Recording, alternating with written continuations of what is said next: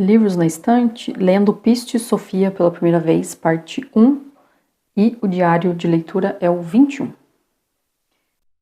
Esse livro entrou como segundo na lista de leitura por intuição.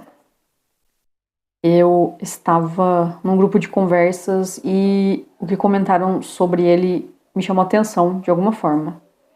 Então, eu nem sabia direito do que ele falava antes de pesquisar. E depois disso eu percebi que é uma obra que eu tinha colocado na fila. E querendo ou não, ela conecta também com o livro de Enoque. Então vamos entender um pouco e acompanhar essa descoberta junto comigo. Uma informação interessante é que o livro de Enoque e Pistis Sophia são textos que ficaram de fora do cânon bíblico e que a maioria de nós conhece. E justamente por isso eles podem trazer muita curiosidade. Eles podem despertar muita curiosidade. E Pistis Sophia tem uma vibe mais simbólica, com muitas revelações e também uma cosmologia bem diferente do que a maioria de nós está acostumada.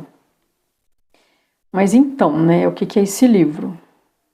Pistis Sophia é um dos textos gnósticos que sobreviveram até os dias de hoje.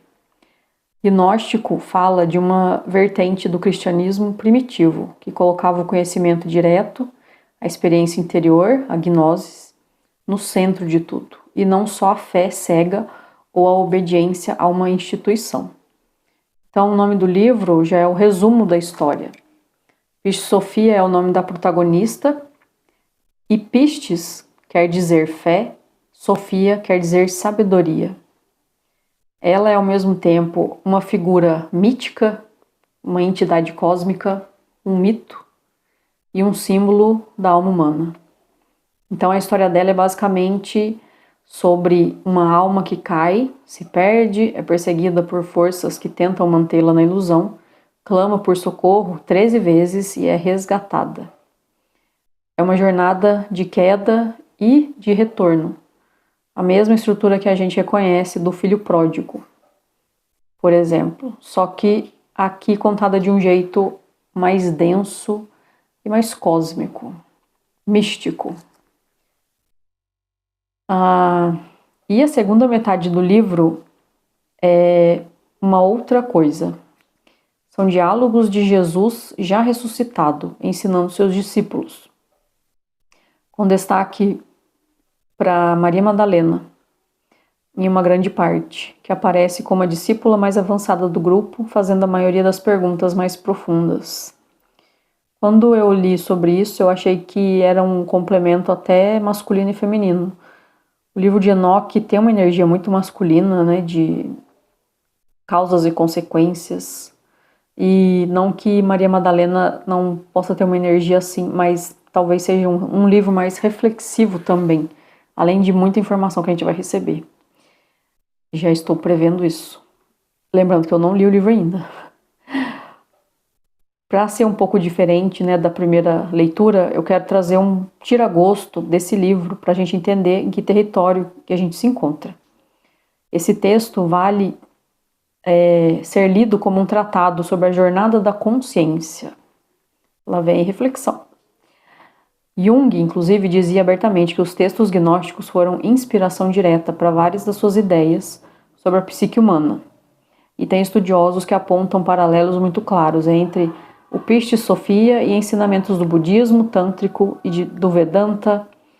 Essa ideia de que a mente aprisiona pela ignorância é a que gera o sofrimento e que a libertação vem de um processo interior de purificação e integração. Me faz lembrar muito do Vipassana também. Mais pra frente eu vou trazer um livro sobre o assunto. Outra coisa que achei interessante foi que o Hélio Couto costuma mencionar o Pistis Sophia em algumas aulas e vi que ele inclusive recomenda esse texto em seus estudos.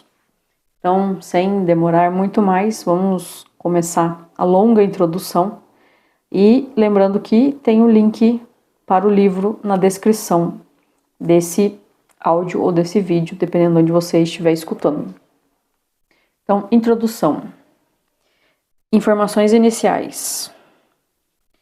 O manuscrito conhecido como Pistis Sophia merece ser considerado por todo estudante sério dos ensinamentos ocultos de Jesus e pelos pesquisadores de religião comparada, pois, como será visto mais adiante, as lições ali transmitidas têm muitas semelhanças com as encontradas no Tantra budista e na Vedanta, mormente nos seus aspectos mais velados. Esta correspondência entre os ensinamentos das diferentes tradições é observada por Blavatsky, que sugere ao estudioso: leia Pistis Sophia à luz do Bhagavad Gita, do Anugita e de outras escrituras, e então os ensinamentos de Jesus no Evangelho Gnóstico, Pistis Sophia, se tornarão claros, desaparecendo incontinenti os véus do texto literal. Ademais, as maiores autoridades do primitivo cristianismo têm acentuado que Pistis Sophia constitui-se num dos mais importantes monumentos do gnosticismo, às vezes reconhecido como o próprio cristianismo primitivo, mercê da profundidade, beleza e inspiração dos seus ensinamentos, que contam também com a vantagem de provirem em primeira mão dos próprios gnósticos, e não de extratos de obras de seus detratores. Como será visto, a obra devidamente interpretada oferece a comprovação cabal de alguns fatos anteriormente sugeridos por outros estudiosos. Primeiramente, a cosmologia de Pistis Sophia é mais rica e abrangente do que a apresentada pelas diferentes escolas gnósticas conhecidas, inclusive a de Valentino. Este esquema cosmológico não deixa nada a desejar às versões sugeridas pelas escolas orientais. Ao contrário, oferece detalhes sobre as funções das entidades macrocósmicas e de seus reflexos microcósmicos, os princípios do homem, nem sempre explicitadas por essas escolas.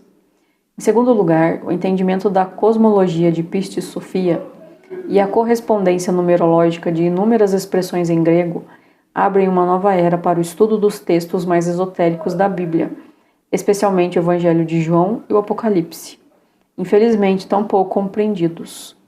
Em terceiro lugar, a apresentação dos princípios do homem, no contexto da peregrinação da alma, assediada por seus princípios inferiores, confirma o que Jung já havia declarado, ou seja, que os textos gnósticos eram profundos tratados de psicologia. No resuminho, que eu pedi para IA montar o resuminho, já tinha comentado sobre isso. Lembrando aqui que não abomino o uso de IAs, mas eu estou lendo o texto ao vivo e gravando, então não é uma voz de inteligência artificial, é a minha voz mesmo, com suas falhas e com suas virtudes, com suas emoções e muitas reflexões. Continuando. Jung chegou a declarar que havia encontrado nestas fontes a inspiração para grande parte de seus insights reveladores sobre a psicologia humana. Finalmente, Pistis Sophia comprova que existe uma profunda semelhança entre os ensinamentos de Jesus e Buda. A ênfase dada à compaixão pelos dois mestres é conhecida de todos. Porém, Pistis Sophia revela um nível de paralelismo pouco conhecido. A salvação da alma está diretamente ligada à transformação dos estados mentais. O homem é prisioneiro do caos, as perturbações da mente condicionada pelo mundo material, devido à ignorância, e só pode alcançar a libertação através da renovação de sua mente, culminando na integração de seus princípios inferiores e superiores. Essa linguagem aparentemente budista faz parte dos ensinamentos de Pistis Sophia. É muito interessante a integração. Algo que eu costumo fazer depois que eu comecei a reparar que existe uma verdade contada sobre a vida, digamos assim, sobre a evolução do mundo, a evolução humana, em várias vertentes filosóficas. E quando a gente começa a estudar, a gente entende que existe essa verdade que é contada por todas elas. Pode ser, por exemplo, de que a gente se perturba com as nossas condições, os nossos condicionamentos mentais, as crenças limitantes, que a libertação é de dentro para fora e não de fora para dentro. As leis que a gente às vezes escuta as leis universais, que eu fui entender um pouco melhor no Espiritismo, mas também o Kybalion traz leis universais. O budismo também tem os seus princípios. Enfim, a gente vai trazer um pouco dessa mistura nesse livro e depois eu vou trazer em outras leituras no futuro, por exemplo, algo mais sobre o budismo que se aprende no curso de Vipassana, um curso de meditação. Que são coisas mais práticas, porque não adianta nada, até lembrei de uma amiga minha que sempre fala, não adianta nada a gente ler e não praticar o que está lendo. Claro que a gente não vai praticar tudo o que está lendo, e algumas leituras são para a gente conhecer outros pontos de vista sobre, por exemplo, o final, né, dos tempos, como foi lido no livro de Enoque. Mas quando a gente consegue trazer o conhecimento para a prática, ele se torna sabedoria, ele se torna você integrando o conhecimento em você mesmo e experimentando. Tem coisas que vão fazer sentido para mim, que não vão fazer para você. Tem coisas que fazem sentido para você, não faz sentido para mim. Mas a gente só sabe se isso funciona se a gente testar, se a gente experimentar. Então, vão ter livros mais para a gente saber de outros interessantes pontos de vista. E todos podem trazer algum conhecimento que a gente pode começar a trabalhar na nossa vida, mas tem outros que tem muito disso e que a gente pode praticar. Mas no final das contas, se a gente conseguir refletir que existem muitas verdades, né? Existem muitos reinos na casa de meu Pai. E nós não somos deste mundo, como disse Jesus, meu reino não é deste mundo. Pelo menos é o que eu acredito, e também não quero pregar coisas aqui, né? Cada um acredita naquilo que faz sentido para você. São interessantes pontos de vistas que trago. Então, como a gente pode se abrir mais para escutar o outro e se escutar também. E quando for hora de falar, a gente compartilha as nossas ideias, nossas verdades, e quando for na hora de escutar, que a gente também tenha calma e paciência para escutar o próximo. Enfim, que possamos manifestar comunidades mais solidárias, mais empáticas e menos egóicas. Aí já estou refletindo e estou só na introdução. Imagina quando vierem os ensinamentos. Aliás, na introdução já tem muita informação. Então, para não perder mais tempo. Continuando. Grupos de estudiosos das doutrinas esotéricas de Jesus sugerem que o Códice foi elaborado a partir da compilação de reminiscências de ensinamentos de Jesus captados diretamente por seus discípulos, que teriam sido transmitidos após a sua morte. Quando o mestre estaria, então, revestido de um corpo sutil. Aliás, esta revelação encontra-se expressa no próprio texto. É quase certo que os ensinamentos originais foram ministrados em aramaico, a língua corrente na Palestina, na época em que Jesus predicava. É provável também que, em virtude de circunstâncias históricas, o livro que resultou desses apontamentos originais, acrescidos do registro de recordações e dados posteriores adicionados pelos apóstolos, tenha sido escrito em grego, a língua culta da época. Esta tese da compilação do texto em grego é reforçada pelas extensas correlações do valor numérico de palavras e expressões em grego, que oferecem uma chave adicional para a interpretação de vários aspectos dos ensinamentos nele contidos. Mais tarde, uma versão grega foi levada para uma das comunidades esotéricas gnósticas do Alto Egito, tendo sido transladada para o copto, a língua local da época. Finalmente, esta última versão, que a divina providência houve por bem conservar, chegou até nós. Então, olha o caminho que fez esse conhecimento. De Jesus, né? Os apóstolos escutaram, pessoas depois contaram essas histórias, outras registraram e foi passando para o grego, depois para o aramaico, depois para o grego, depois para copto. Então, desta forma, a versão atual em português, transposta do inglês, mais traduções, já seria a quinta na cadeia linguística de transmissão. Em sua introdução à obra, Meade sugere que a teoria mais aceita pelos eruditos é de que o texto original teria sido composto em grego e elaborado em data ou datas que variam entre a primeira metade do século II e a segunda metade do século III da nossa era, então pós-Jesus. As autoridades seculares fixaram-se nesta premissa porque a versão encontrada em copto também contém indicações linguísticas muito evidentes de que procedeu de um original grego.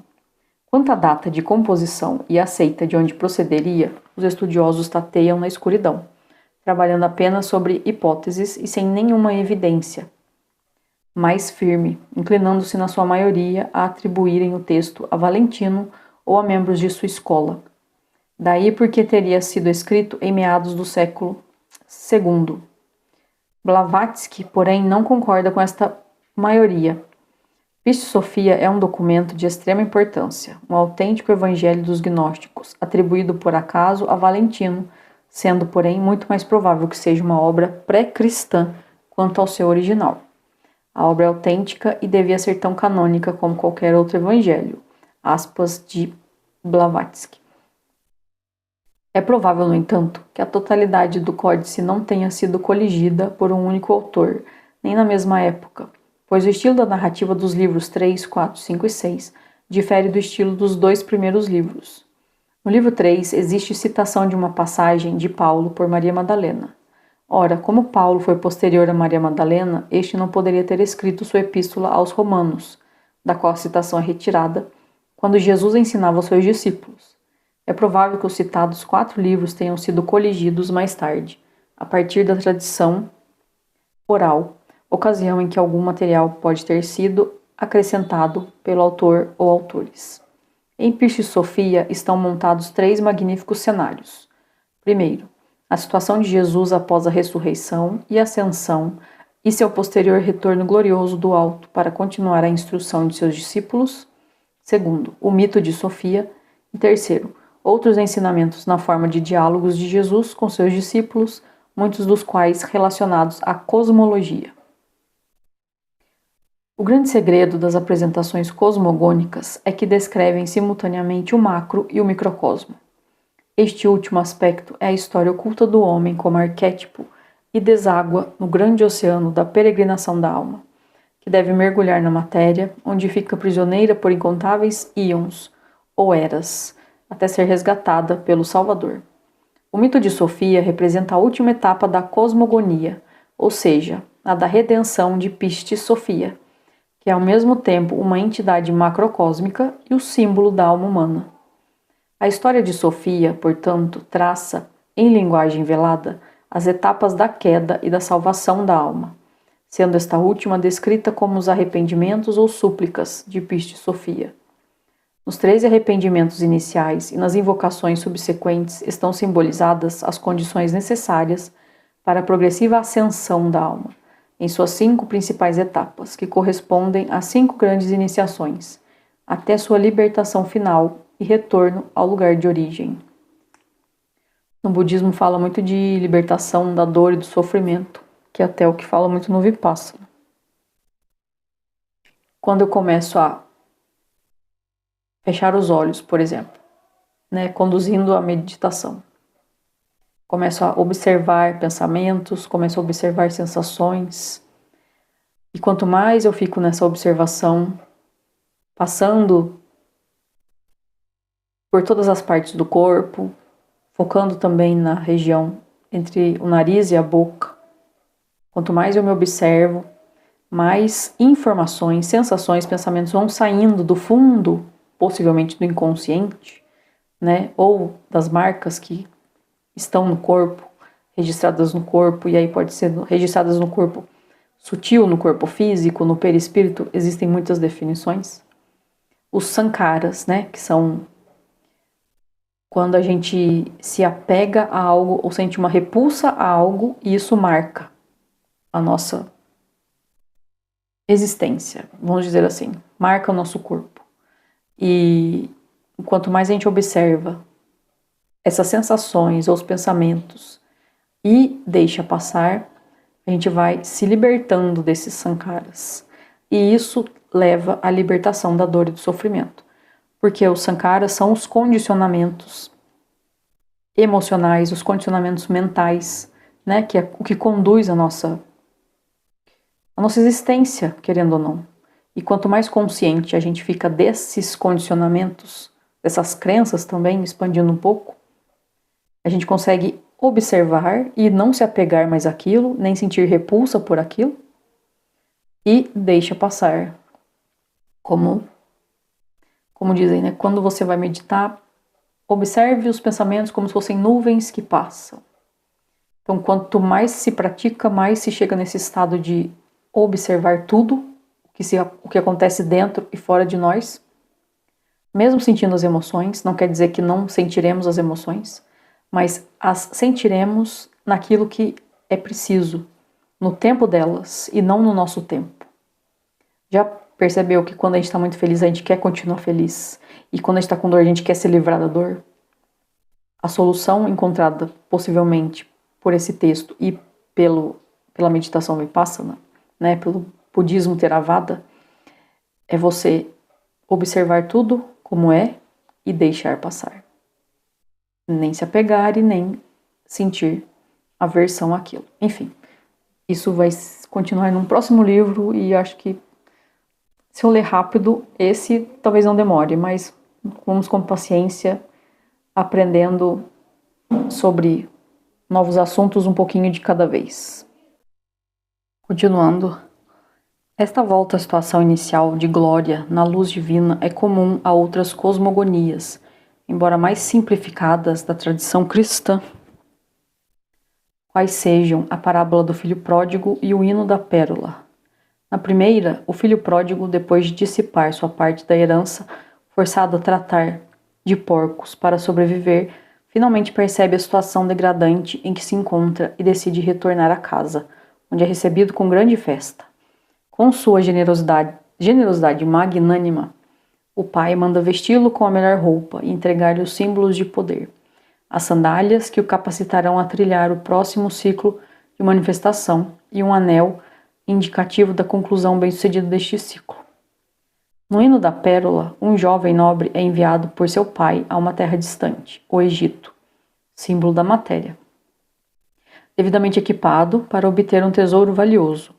Depois de muitas peripécias e perigos, consegue finalmente apossar-se da pérola preciosa da Gnosis, guardada pela serpente feroz, símbolo dos desejos e das paixões animais, retornando ao reino do pai, onde recebe sua veste e manto de luz, bem como os tesouros que havia deixado para trás ao iniciar a jornada. Em ambos os casos, a história tem como objetivo mostrar que o ciclo deve ser completado, com o herói voltando ao ponto de partida numa volta mais elevada da espiral do progresso infinito. Este herói nada mais é do que a alma humana que cumpriu sua missão de acordo com o plano divino. Diz a tradição que Pisha Sofia é um texto esotérico para treinamento de discípulos. Este tipo de treinamento implica no desenvolvimento do discernimento e principalmente da intuição. Um dos métodos utilizados para este fim é o estudo de textos com importantes ensinamentos velados. Este procedimento era conhecido pela Igreja primitiva. Por exemplo, Clemente de Alexandria, o padre da Igreja iniciado nos mistérios, já indicava a atitude que o verdadeiro buscador devia adotar. Sabendo que o Salvador não ensina nada de uma maneira meramente humana, não devemos ouvir seus pronunciamentos de forma carnal, mas com a devida investigação e inteligência. Devemos buscar ou aprender o significado oculto neles. Eu vou parar por aqui para a gente não passar de, no máximo, 30 minutos de leitura e reflexões. E eu já estou gostando desse livro. Se você acha que também está gostando, comenta.